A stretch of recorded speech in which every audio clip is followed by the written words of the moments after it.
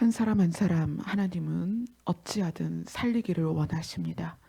각자에게 하나님께서 은혜를 베푸셔서 살려주시옵소서. 이 마지막 때에, 이 흉흉한 때에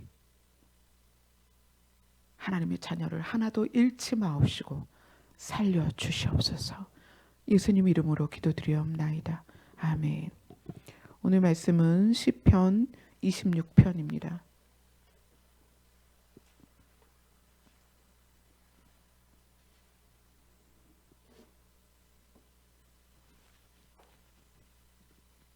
(26편) 1절부터 12절까지 같이 보겠습니다.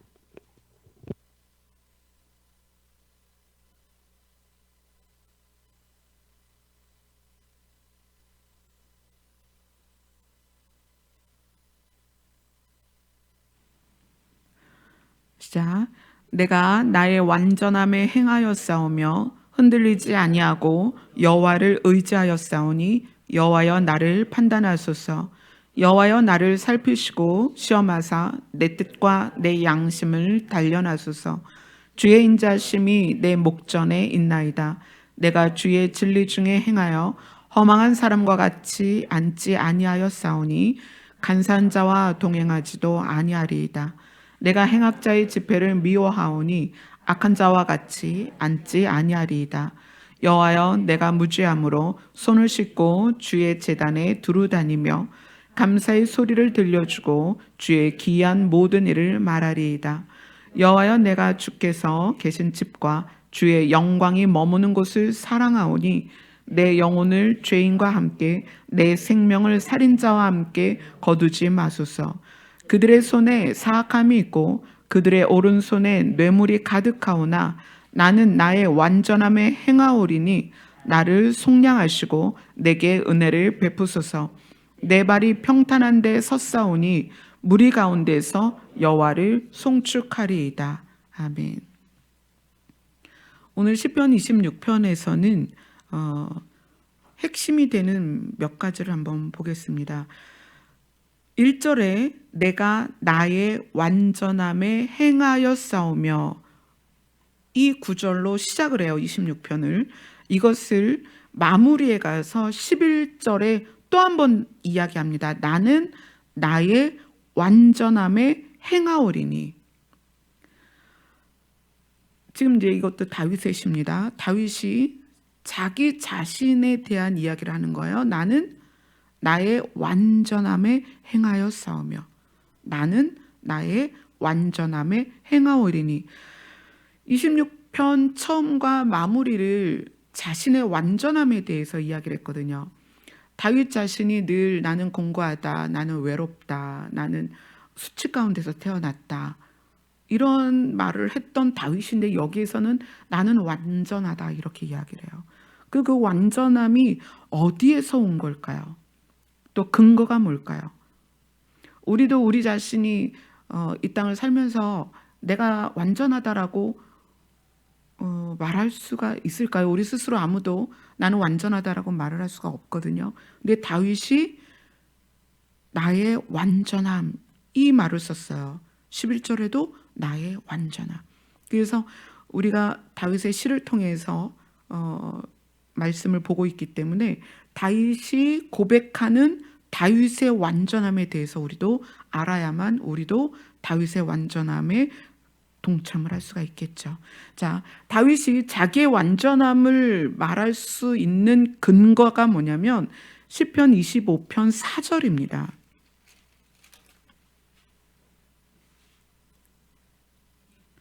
시편 25편 4절 같이 읽겠습니다. 시작. 여호와여 주의 도를 내게 보이시고 주의 길을 내게 가르치소서. 다윗이 계속 말하고 있는 게 뭐죠? 주를 우러러보나이다, 우러르나이다. 주를 의지합니다. 주를 바라봅니다. 주를 바랍니다. 주를 신뢰합니다. 주를 의존합니다. 이렇게 쭉 자기의 하나님을 향한 마음을 고백하면서 그것에 대하여 하나님이 자기에게 무엇을 해주기를 원했냐면 주의 도를 보이시고 주의 길을 나에게 가르치소서. 그래서 제가 말씀드렸죠. 도는 이론이고 길은 무엇이다? 실제다. 이론과 실제를 저에게 가르쳐 주시면 제가 이론과 실제를 제 삶에 적용하겠습니다. 라는 고백이 지금까지 쭉 있었습니다. 그래서 26편에 와서 내가 나의 완전함이라는 표현을 한 것은 주의 도와 주의 길이 나에게 적용되어서 내가 그것을 삶으로 살아냈다는 거예요. 그래서 그것이 주의 도와 주의 길이 나의 완전함이 됐다. 내가 그것을 추구하고 있고 그것을 내 삶에서 실제로 적용하고 있다. 나에게서 나온 완전함이 아니라 누구로부터? 하나님께로부터 온 도, 하나님께로부터 온 길, 그것을 내가 적용한 거다. 내 삶에.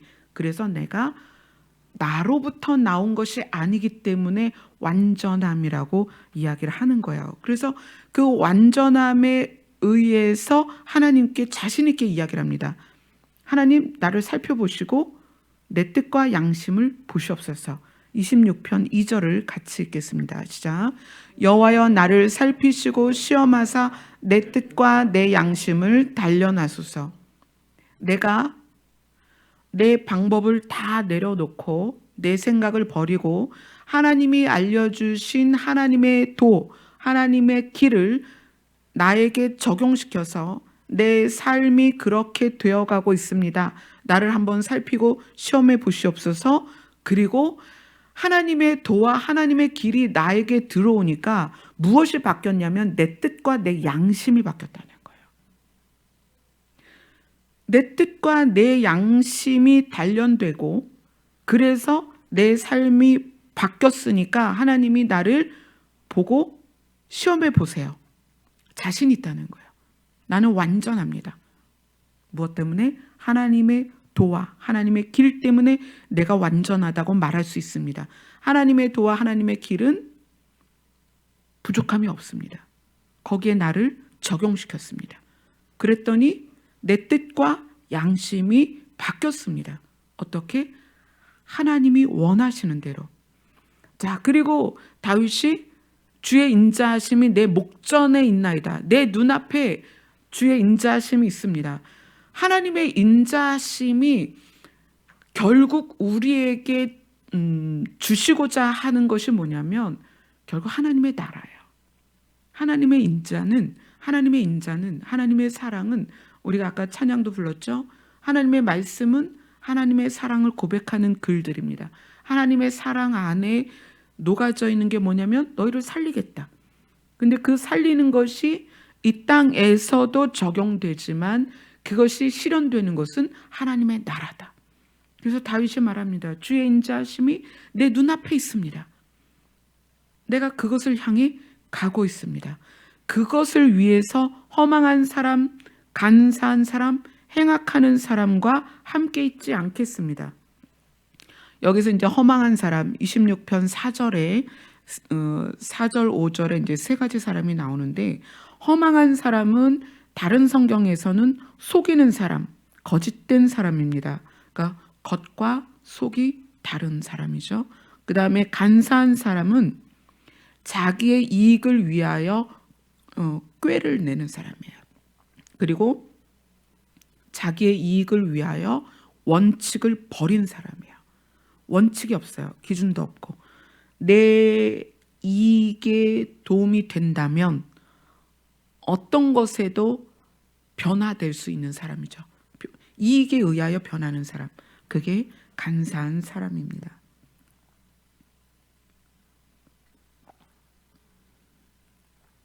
다윗이 자기 자신을 완전하다고 했을 때 자기의 뜻과 양심에 대해서 이야기를 하는데 우리가 하나님의 도와 하나님의 길에 서게 되면 우리의 양심이 바르게 돼요. 바르게.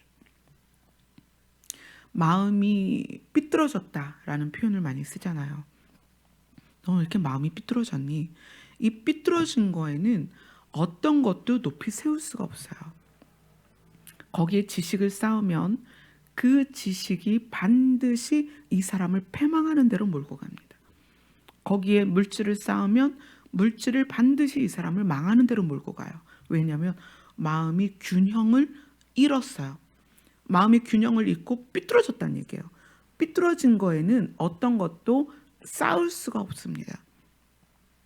다윗이 완전하다라고 이야기하는 것은 하나님의 도와 길을 받아들여서 그 하나님의 주의 도와 주의 길에 자기를 적용을 시키고 나니까 내 뜻과 내 양심이 바르게 되었다는 말을 지금 하고 있는 거예요. 그래서 자기와 반대되는 사람에 대해서 허망한 사람, 거짓된 사람, 그리고 간사한 사람. 간사하다는 것이 마음이 삐뚤어진 거예요.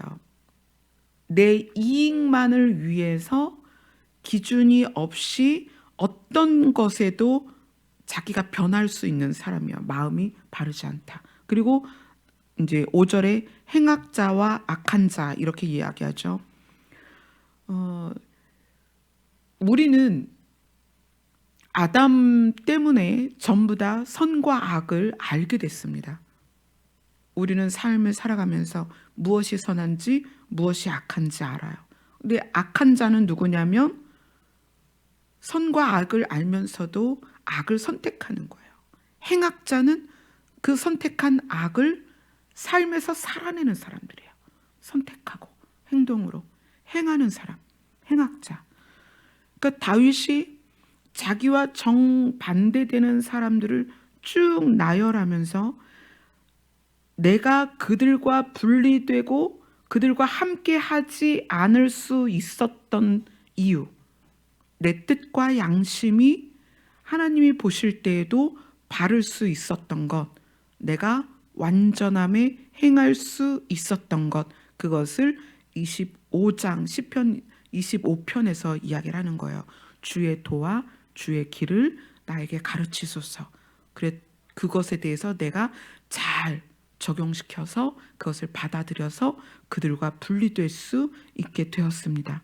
그렇기 때문에 이제 그러한 다윗이 어떤 삶을 살기를 원하냐면 26편 8절입니다. 같이 읽겠습니다. 시작. 여호와여, 내가 주께서 계신 집과 주의 영광이 머무는 곳을 사랑하오니. 이 부분에 대해서 이제 다윗은 현재 시점과 미래 시점을 관통해서 지금 이야기를 하는 거예요. 다윗이 27편에서 이렇게 소원을 말합니다. 시편 27편 4절입니다. 같이 읽겠습니다. 시작.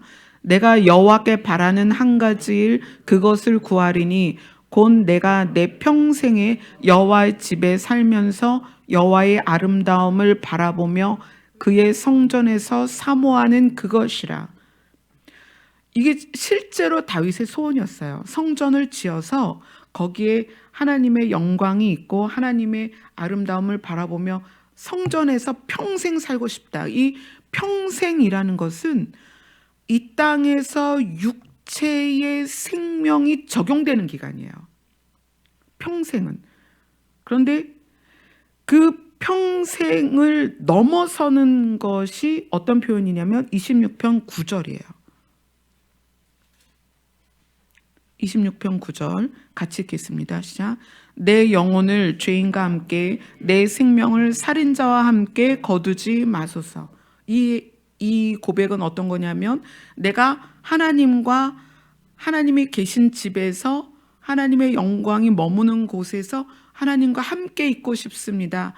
평생 그렇게 하고 싶은데 그것이 이 땅에서만이 아니라 내 영혼을 거두셨을 때도 그렇게 지내고 싶습니다. 이거는 이제 영원한 것에 대한 개념이죠. 그래서 다윗 안에는 육체로 살 동안에도 하나님과 함께 있는 게 소원이었고 또 영원히 하나님과 함께 있는 것을 소원하고 있습니다라는 고백이에요.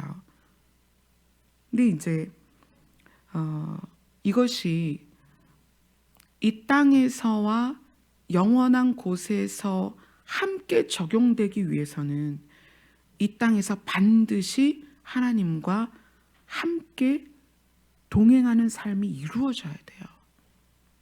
그것이 영원으로 그대로 이동되는 거지, 이 땅에서 전혀 하나님과 연합되지 않은 상태에서 그 나라에 간다?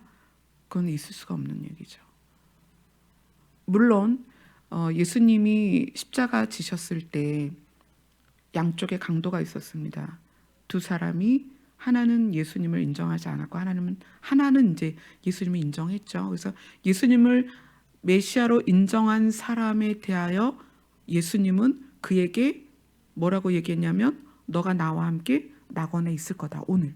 이렇게 해서 그 사람은 하나님과 동행하는 삶을 살지 않았지만 예수님을 인정하고 메시아로 받아들이는 상태에서 바로 낙원으로 옮겨졌어요. 그건 굉장히 드문 경우죠. 이런 경우는 이제 제가 다니면서 어떤 경우냐면, 임종 직전에 하나님을 그분에게 영접하게 해서 또 복음을 들려드려서 구원받는 경우예요. 그러나 그렇지 않은 경우가 대부분이라는 거예요. 찬미와 며칠 전에 이야기하면서 찬미가 그런 얘기를 하더라고요. 시간은 안 믿는 자들에게는 이제 고통의 시간인, 고통을 경험하고 이제 고통을 당하는 그런 시간인데, 믿는 자들에게는 시간이 복되다는 거예요. 왜냐하면 기회다. 회개하고 돌이키고 하나님께로 나올 수 있는, 변화될 수 있는, 그리고 하나님과 동행할 수 있는 기회다. 그래서 시간이 굉장히 귀하다라는 이야기를 하더라고요. 우리가 이 땅에서 죽는 순간에 예수님을 믿으면 물론 구원받지만 대부분은 그렇지 않기 때문에 우리에게 주어진 이 시간 안에서 무엇이 이루어져야 되냐면, 다윗처럼 하나님의 도와 하나님의 길이 우리에게 적용되어서 그것에 의하여 내 뜻과 내 양심이 바뀌어야 된다는 거예요. 예수님이 우리를 성전이다 이렇게 말씀하셨잖아요. 또 바울이 그렇게 이야기하죠. 고린도전서를 한번 가볼까요? 고린도전서 3장.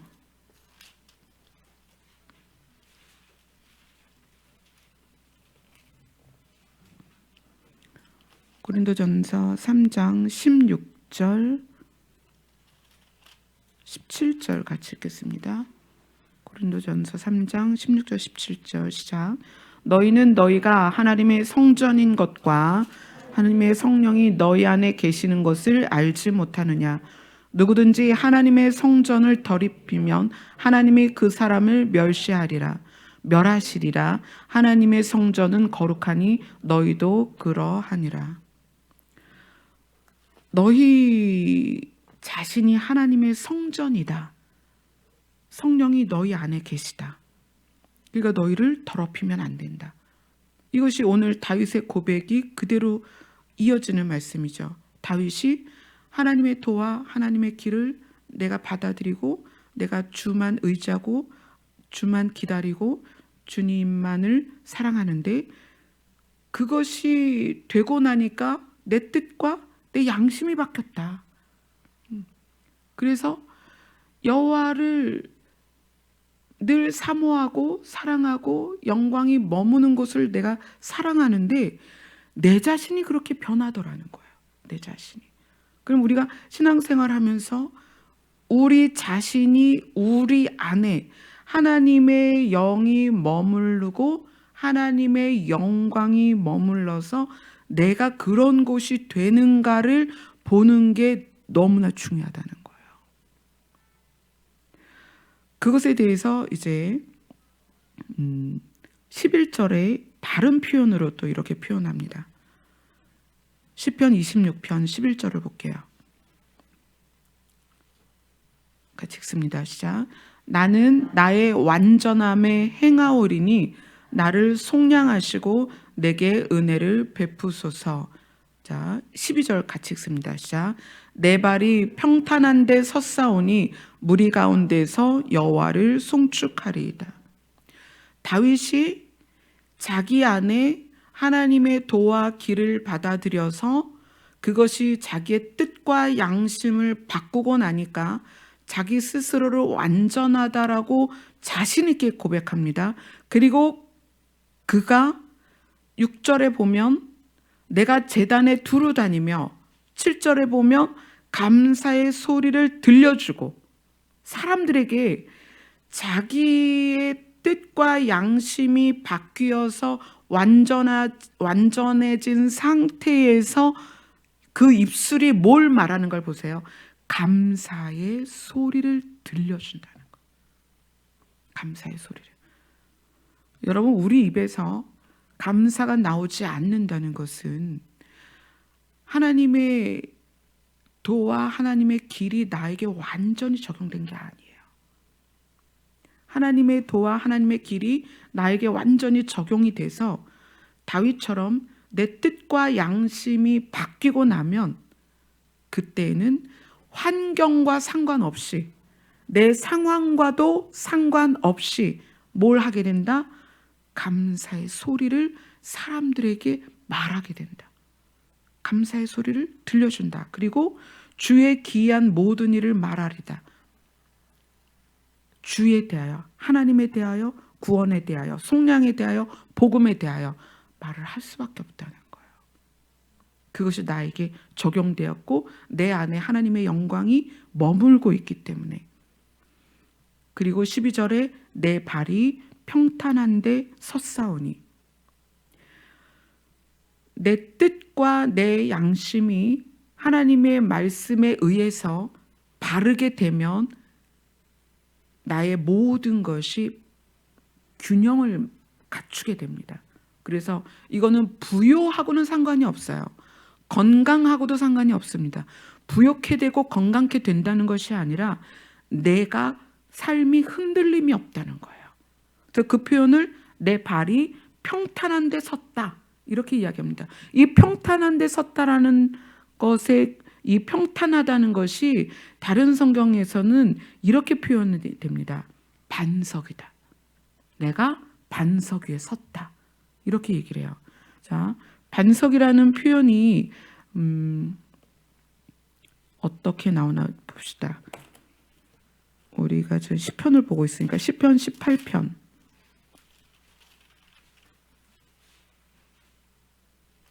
시편 18편 1절로 3절입니다. 같이 읽겠습니다. 시작. 나의 힘이신 여호와여, 내가 주를 사랑하나이다. 여호와는 나의 반석이시여, 나의 요새시여, 나를 건지시는 이시여, 나의 하나님이시여, 내가 그 안에 피할 나의 바위시여, 나의 방패시여, 나의 구원의 뿌리시여, 나의 산성이시로다. 내가 찬송받으실 여호와께 아뢰리니 내 원수들에게서 구원을 얻으리로다. 다윗 자신이 여호와는 나의 반석이다라고 표현을 해요. 이 여호와를 나의 반석이다라고 표현하고, 그리고 26편에서 내 발이 평탄한 데 섰다. 반석에 섰다. 여호와에 의하여 내가 모든 뜻과 내 마음이 균형을 잡게 됐다. 그래서 어떻게 됐다? 흔들림이 없다. 견고하다. 그런 이야기를 하는 거예요. 그럼 이거를 바꾸어서 우리가 삶을 살면서 내 안에 불안, 내 안에 추조, 근심, 걱정, 두려움, 이런 것들은 그러면 무엇을 반증하는 거겠어요? 우리가 평탄한데 지금 서지 못했다는 거거든요. 이거는 믿음이 있다 없다가 아니에요. 그럼 내가 두려움을 느끼고 근심을 하면 구원을 못 받는 거야? 그게 아니라 주의 도와 주의 길이 내 안에 더 깊이 들어와야 된다는 거예요. 주의 도와 주의 길이 내 안에 더 깊이 들어오면 내 뜻과 마음이 어떻게 된다? 바르게 된다. 그래서 어떻게 된다? 평탄케 되고 내가 반석에 선 것처럼 흔들림이 없다. 견고해진다. 아멘. 자, 고린도전서로 다시 가볼게요. 고린도전서 10장으로 갑니다.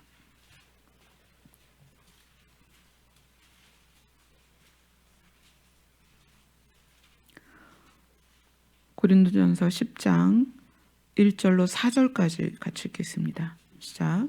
형제들아, 나는 너희가 알지 못하기를 원하지 아니하노니 우리 조상들이 다 구름 아래에 있고 바다 가운데로 지나며 모세에게 속하여 다 구름과 바다에서 세례를 받고 다 같은 신령한 음식을 먹으며 다 같은 신령한 음료를 마셨으니 이는 그들을 따르는 신령한 반석으로부터 마셨음에 그 반석은 곧 그리스도시라. 우리가 지금 이스라엘 사람들처럼 이 길을 지금 가고 있어요. 이스라엘이 애굽을 떠나서 가나안이라는 곳을 향하여 가는 그 여정, 그 나그네 여정을 우리가 똑같이 가고 있는데 모세와 그를 따르는 백성들이 신령한 음식과 음료를 마셨다. 근데 그것이 누구로부터 나왔다? 예수 그리스도로부터 나왔다. 반석이 그리스도다. 지금 성경은 반석을 하나님이시다, 반석을 그리스도다. 근데 그분을 우리 안에 깊이 받아들일수록, 그분의 도와 그분의 길을 깊이 받아들일수록 어떻게 된다? 우리가 완전하게 행하게 된다. 두려움, 근심, 걱정, 슬픔 이런 것 없이, 흔들림 없이. 그래서 다윗이 내 발이 평탄한 데 섰다, 이렇게 이야기를 하고 있습니다. 주일날 제가 그렇게 말씀을 드렸어요. 개념이 실제가 되고 그 실제가 된 것이 실현이 돼야 된다. 여러분이 신앙생활 하면서 얼마나 많은 시간을 우리가 교회에서 모이고 또 흩어지고 모이고를 반복하고 있잖아요. 기도하고 또 찬양하고 예배드리고, 이것들 안에서 우리는 계속 뭘 살펴야 되냐면 내 마음이 어떤 상태인가, 두려움이 있는가, 근심이 있는가, 걱정이 있는가, 아니면 미움이나 또는 다윗이 표현했던 사람들, 악을 선택하거나 자기 이익만을 추구하고 있거나 이런 모든 것들을 무엇에서 찾아야 되냐면 내가 무엇을 하고 있냐에서 찾는 게 아니라 내 마음에서 찾아야 된다는 거예요. 신앙생활은 내 마음에서 검증이 됩니다. 다윗처럼 우리가 완전함에 행하였다, 나의 완전함이라는 표현을 쓸 수 있었으면 좋겠어요. 그러기 위해서는 어떻게? 주의 도와 길이 우리 안에 더 깊이 적용이 돼야 되는데, 이것이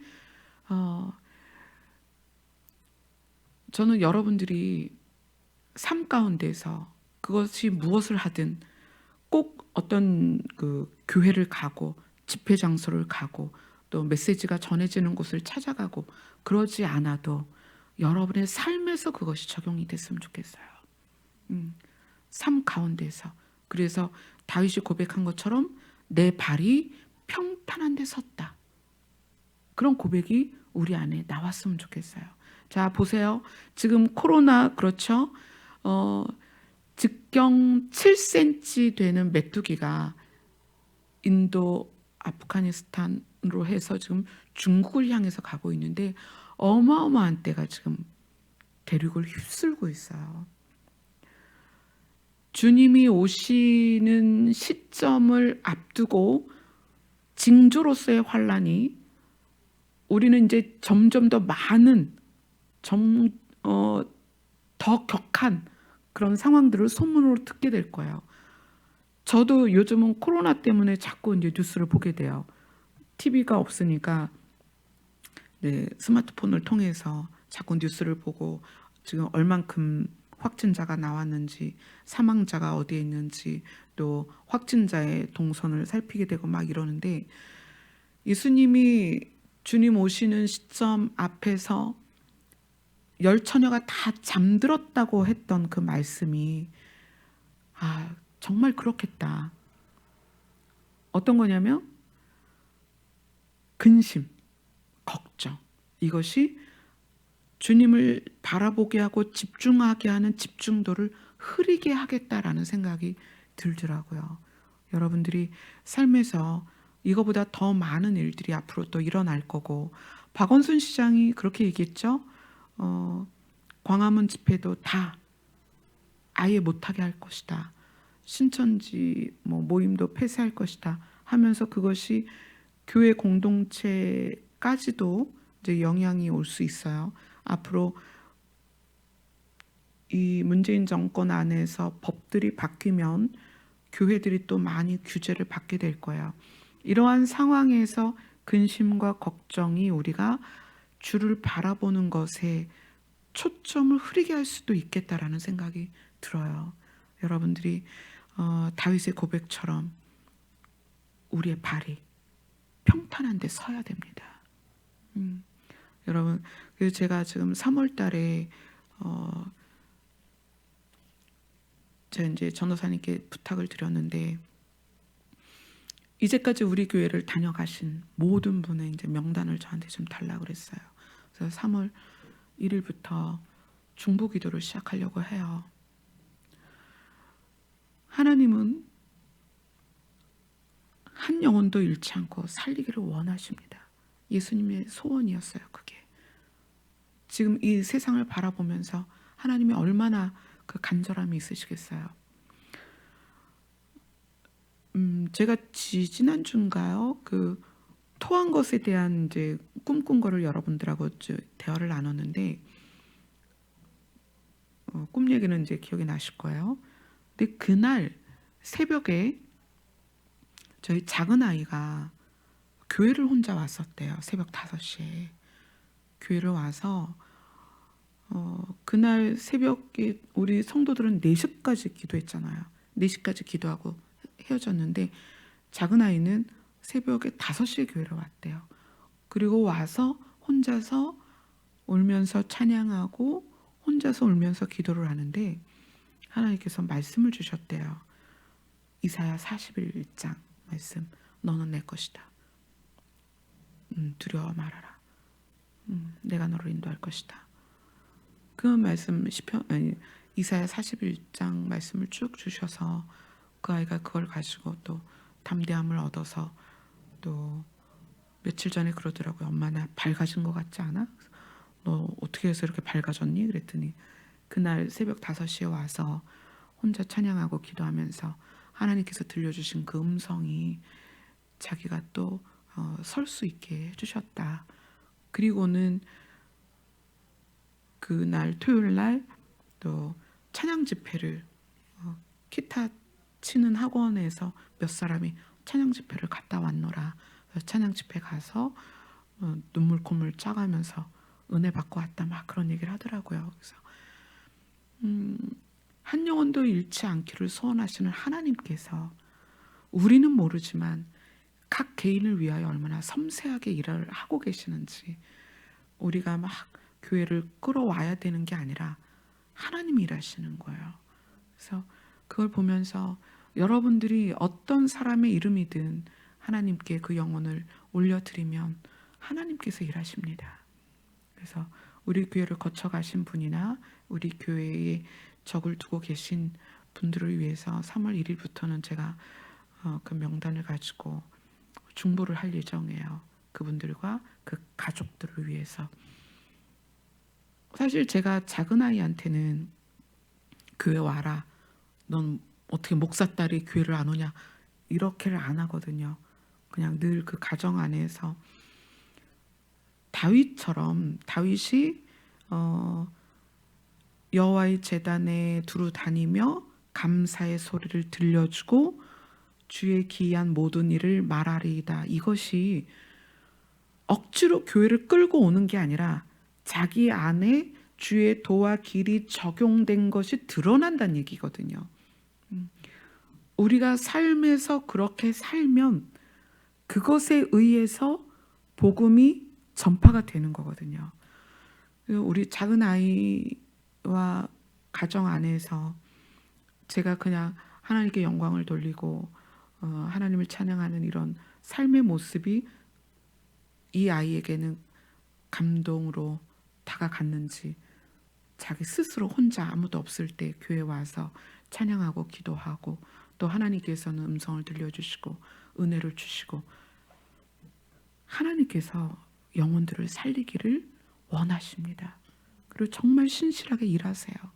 여러분, 누구를 위해서 기도하든 절대 포기하지 말고 기도하세요. 그래서 저는 저대로 3월 1일부터 지금 코로나도 그렇고 너무 세상이 흉흉하니까 정말 우리 교회를 거쳐간 분들이라면 그분들을 위해서 더 하나님 앞에 이름을 올려드려야 되겠다라는 생각을 하고 3월 1일부터 그렇게 중보 기도를 지금 작정을 하고 있습니다. 그래서 저한테 명단이 오면 그 명단 안에 있는 가족들까지 그렇게 하나님 앞에 올려드릴 거예요. 자, 우리는 말씀을 통해서 내 뜻과 내 마음이 바뀌어야 돼요. 내 뜻과 내 마음이 바뀌면 우리의 입으로는 감사와 하나님의 영광을 노래하는, 또 감사와 복음을 사람들에게 말을 할 수밖에 없어요.